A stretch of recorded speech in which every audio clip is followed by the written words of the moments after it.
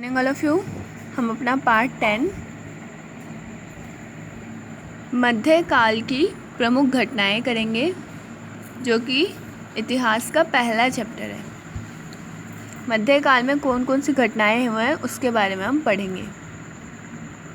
इतिहास अतीत का अध्ययन है। इतिहास क्या है? अतीत का अध्ययन, यानी कि इसमें हम क्या पढ़ते हैं, जो बातें बीत चुकी हैं उसके बारे में हम इसमें पढ़ते हैं। यह एक ऐसी चित्रात्मक पहेली है जिसमें से इतिहासकार एवं पुरातत्वविद अतीत की एक संपूर्ण चित्र के रूप में जानकारी ढूंढते हैं।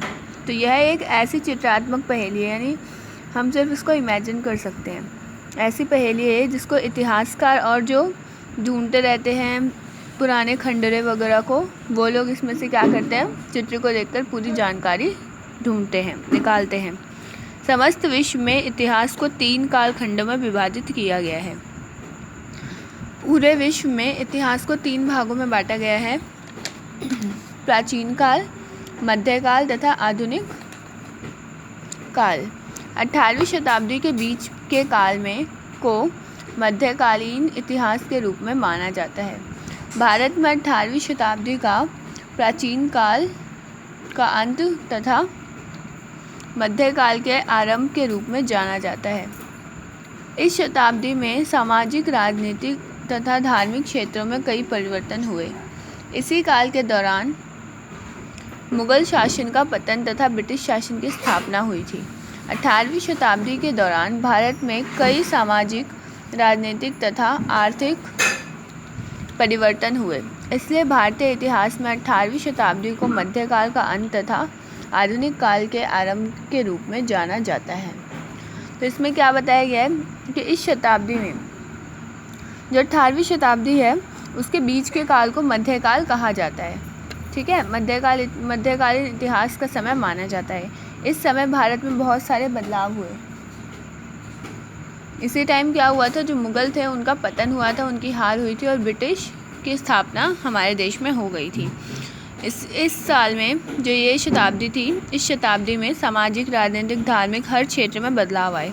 18वीं शताब्दी के दौरान ही आर्थिक परिवर्तन भी हुए, सामाजिक परिवर्तन भी हुए, और इसलिए भारतीय इतिहास में 18वीं शताब्दी को मध्यकाल का अंत, 18वीं शताब्दी में क्या हुआ था, मध्यकाल का अंत हुआ था तथा आधुनिक काल के आरंभ के रूप में जाना जाता है।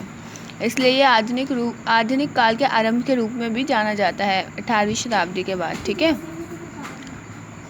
आगे देखो, मध्यकालीन इतिहास का महत्व। मध्यकालीन इतिहास का महत्व अधिक इसलिए है क्योंकि प्राचीन काल इतिहास की अपेक्षा मध्यकालीन इतिहास को जानने के लिए हमारे पास कई स्रोत हैं।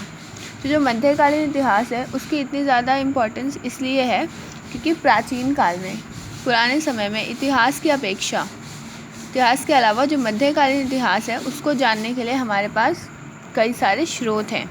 इस काल में घटी सारी घटनाओं की जानकारी हमारे पास एक क्रम में उपलब्ध है तथा इस विषय पर कोई मतभेद भी नहीं है। तो ये जो मध्यकालीन इतिहास है इसके बारे में हम सब कुछ जानते हैं। एक लाइन वाइज हमें सारी इन्फॉर्मेशन मिल चुकी है, मिलती रहती है मध्यकालीन इतिहास की। ठीक है, इसलिए ये इम्पोर्टेंट है और इसमें कोई मतभेद भी नहीं है। लोग इस पर बहस भी नहीं करते हैं, इसके इन्फॉर्मेशन पे, जानकारियों पे। इसके अलावा जो भाषा हम आज बोलते हैं वह इसी काल में विकसित हुई। जो भाषा हम आज इस्तेमाल कर रहे हैं वो इसी काल में विकसित हुई थी। कौन से काल में? मध्यकालीन काल में।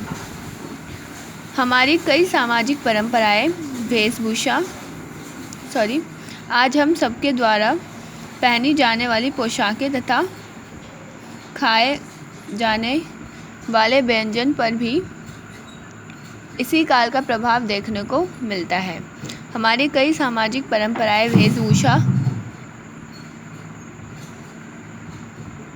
तथा विश्वास ने भी मध्यकाल से ही जन्म लिया। हाँ, तो मैं आपको ये बोल रही हूँ, जो मध्यकाल है उसमें ही हमारी सामाजिक परंपराएं, वेशभूषा, विश्वास, ये सब किसने कौन से काल में जन्म लिया था? मध्यकाल में। हमारी जो सामाजिक परंपराएं, वेशभूषा, ये सब ना मध्यकाल से बहुत मिलती जुलती हैं। इसी काल के दौरान उत्तर भारत तथा दक्षिण भारत के बीच संपर्क काफ़ी घनिष्ठ हुए थे। इसी काल में क्या हुआ था, जो उत्तर भारत और दक्षिण भारत है उनके बीच जो संबंध है वो मजबूत हुए थे। इसके साथ हिंदू तथा मुसलमान संस्कृतियों के मिलने से भारत में एक इंडो इस्लामिक संस्कृति का प्रादुर्भाव हुआ। इस युग में जिन चीज़ों के निर्माण हुए तथा जिन चीज़ों की स्थापना हुई वे सब चीज़ें आज सभी भारतीयों के लिए धरोहर है। और साथ में इसी टाइम में क्या हुआ था, जो हिंदू मुसलमान थे उन सब की संस्कृतियाँ मिलाकर एक इंडो इस्लामिक संस्कृति की उद्घाटन किया गया था। और इसी युग में कई सारी चीज़ें बनाई गई थी, कई सारी चीज़ों की स्थापना हुई थी। वे सारी चीज़ें आज उपलब्ध है और यही हमारे लिए एक धरोहर की तरह है। ठीक है, तो आप समझ सकते हैं कि जो मध्यकाल है इतिहास का वो कितना ज़्यादा ज़रूरी है हमारे लिए। आगे जो है वो हम नेक्स्ट क्लास में करेंगे। ठीक है, थैंक यू फॉर लिसनिंग।